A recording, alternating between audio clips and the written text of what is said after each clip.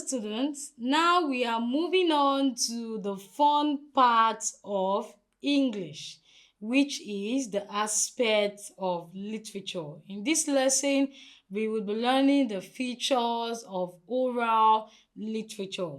Now, what is oral literature? Oral literature is any kind of literature that is sung or acted and it is not written down. So it's any kind of literature that is passed down from one generation to another generation with words of mouth. Oral literature is not written down. You do not read oral literature. You hear oral literature. So that period where probably your grandparent call you aside and start telling you a story, that is oral literature. It is passed down by words of mouth. Now we will be learning the features of oral literature. The first feature is oral or spoken. So an oral literature is said. It is not written down. It is said. So whenever you hear someone telling a story that is not written in books, that is oral literature. So one thing about features of oral literature help you figure out if this is an oral literature. So whenever you hear stories that is being passed down by words of mouth, it is an oral literature. Now, the second features of oral literature is performance. Performance. So oral literature is not just said. Oral literature is also acted or sung. Have you seen a scenario where children are gathered, seated under the moonlight, and then we have two or three persons standing by, and then we have another aged person telling the story? And then these two or three children or persons standing by, not seated but just standing by, are acting. They are moving their hands according to the story that is being told by the narrator. That is that is one of the features of oral literature. Oral literature is not just said, there is also action in it. It is being acted or sung. Now, the next features of oral literature is audience participation. The example that I just gave.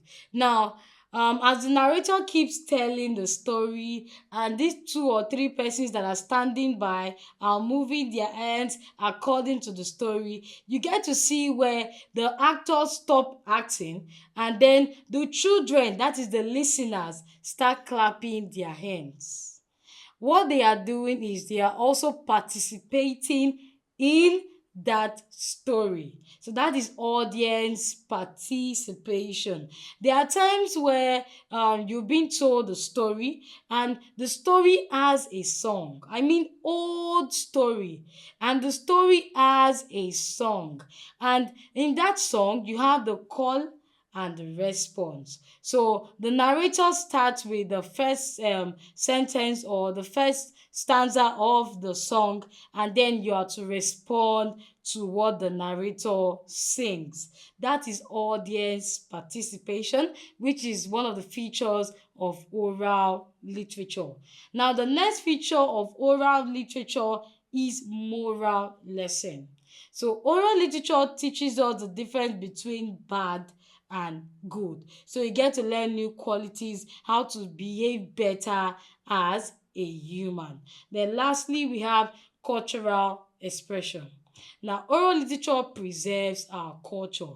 It tells us the way of life of a certain kind of people. So these are the features of oral literature. So oral literature is meant to be spoken.